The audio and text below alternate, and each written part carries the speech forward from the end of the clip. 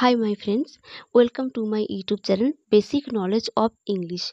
Today we are going to learn about interrogative sentences. আজকে interrogative sentence অর্থাৎ প্রশ্নবোধক বাক্য কি, কত ধরনের interrogative sentence হতে পারে সেই নিয়ে আমরা জেনে নেব। প্রথমে জেনে নিই interrogative sentence কি।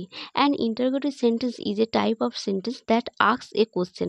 অর্থাৎ interrogative sentence এক রকমের সেন্টেন্স যা প্রশ্ন করে। If verb like be, is, am, are, was, were, have, has, had, and shall, should, would, can, could, may, or might are present in the sentence, then the verb comes before the subject to form an interrogative sentence. অর্থাৎ যদি be verb is, am, are, was, were, have verb have, has, had এবং shall, should, would, can, could, may অথবা might verb সাবজেক্টের পরে যদি থাকে, interrogative sentence যখন হবে ওই ভার্বগুলি সাবজেক্টের ঠিক আগে বসবে। কিছু এক্সাম্পল দিলে বুঝতে পারবে। মনিকা ইজ ইউর সিস্টার, এখানে ইজ হলো বি ভার্ব, সাবজেক্টের পরে বসে আছে, কিন্তু যখন ইন্টারোগেটিভ সেন্টেন্স করব তখন বি ভার্বটি অর্থাৎ ইজ সাবজেক্ট মনিকার আগে বসবে। Is Monica your sister. তারপর দেখো ইউ আর এ স্টুডেন্ট, এখানে ওই একই রকমভাবে আর বি ভার্বটি ইউ এর আগে বসে ইন্টারোগেটিভ সেন্টেন্স হয়েছে। Are you a student. আরও examples, he can play football, can he play football. Can ভার্বটি হি এর আগে বসে ইন্টারোগেটিভ সেন্টেন্স হয়েছে। Next, he was a student, was he a student. Was be verb he এর আগে বসে ইন্টারোগেটিভ সেন্টেন্স হয়েছে। They were reading a book, were they reading a book. He has got a pen, has he got a pen. Similarly has he এর আগে বসেছে। আশা করি তোমরা বুঝতে পেরেছো। If there are other verbs besides the one mention section A, then we need to introduce an auxiliary verb do before the subject and this do verb changes according to tense and person, but the main verb remains unchanged. অর্থাৎ এ দাগের ভার্বগুলি ছাড়া যদি অন্য কোনো verb থাকে তবে সাবজেক্টের আগে একটি ডু ভার্ব আনতে হয় এবং টেন্স ও পার্সন অনুযায়ী এই ডু ভার্বের পরিবর্তন হয়, কিন্তু মেন ভার্বের কোনো পরিবর্তন হয় না। যেমন কিছু এক্সাম্পল, আই ইট রাইস, এখানে ইট মেন ভার্ব, তাই যখন এই সেন্টেন্সটি প্রশ্নে আনবো আমি কি ভাত খাই, তখন ডু ভার্ব সাবজেক্টের আগে আনতে হবে, ডু আই ইট রাইস। আবার দেখো, আবার ইটের পাস্ট ফর্ম এট দিয়ে একটা সেন্টেন্স, আই এট রাইস, আমি ভাত খেয়েছিলাম, তখন ডিড আমাদের সাবজেক্টের আগে বসাতে হবে ইন্টারোগেটিভ সেন্টেন্স করতে হলে।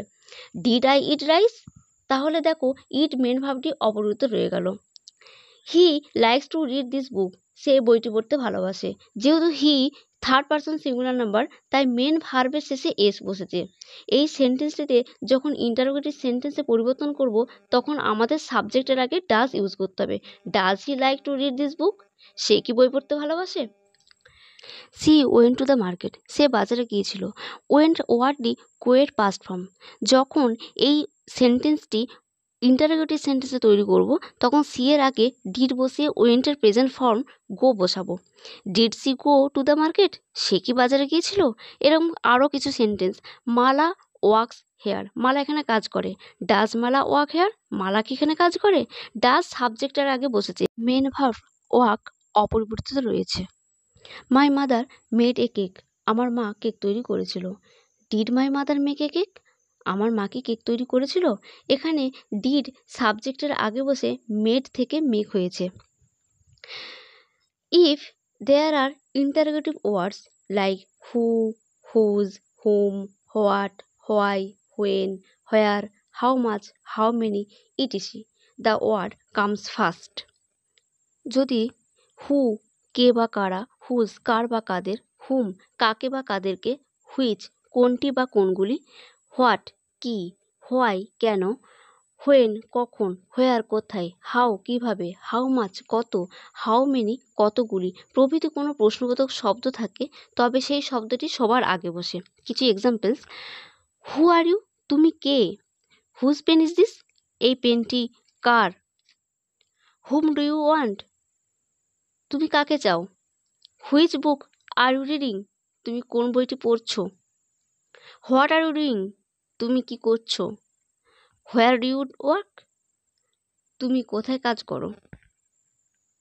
এখানে প্রত্যেকটি সেন্টেন্স WH ওয়ার্ড সবার আগে বসে ইন্টারোগেটিভ সেন্টেন্স হয়েছে। Why do you drink milk daily? তুমি কেন প্রতিদিন দুধ পান করো?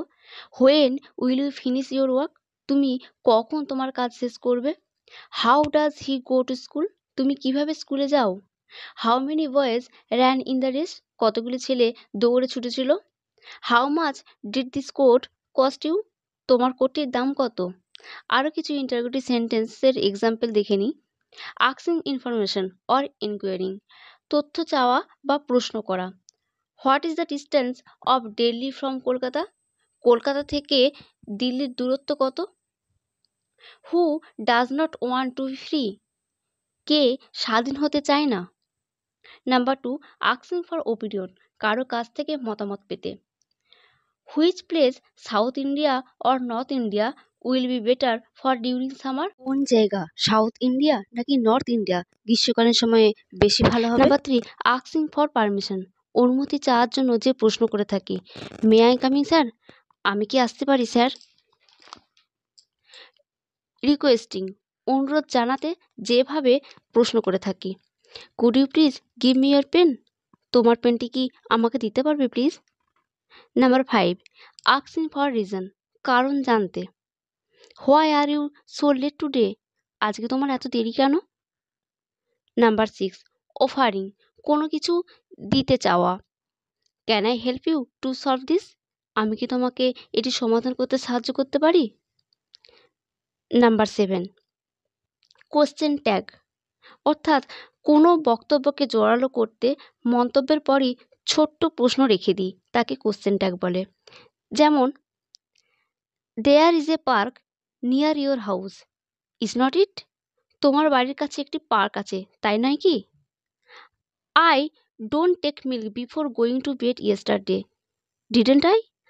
আমি কালকে শোবার আগে দুধ খাইনি, খেয়েছি কি? That's all for today's lesson. আজকে এটুকুই তোমাদের জন্য। একটা প্রশ্ন, Mita took a book yesterday, change into interrogative sentence. যদি আজকের ক্লাসটিতে তোমাদের ভালো লাগে তাহলে প্লিজ লাইক করো। কেমন লাগলো ক্লাসটি সেটিও জানিও। By everyone.